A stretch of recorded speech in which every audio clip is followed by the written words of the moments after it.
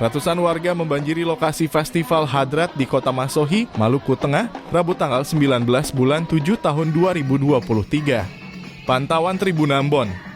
Di lokasi, tampak ratusan warga penuhi kawasan trotoar hingga badan jalan di pos II penilaian Festival Hadrat dalam rangka memeriahkan 1 Muharram atau Tahun Baru Islam 1445 H2023 di Masohi. Warga sudah mulai memadati pos penilaian yang berlokasi di depan Terminal Binaiya Masohi itu untuk menyaksikan secara dekat penampilan para regu Hadrat dari berbagai negeri terdekat di Kota Maso hingga instansi dan lembaga sekolah pun tak ketinggalan jadi tontonan yang ditunggu warga. Dikatakan, kegiatan peringatan 1 Muharram seperti hari ini beda dari biasanya karena semua kategori usia ikut di tahun ini. Mulai dari tingkat SD hingga kategori umum dan kantor-kantor dinas di Kota Masohi.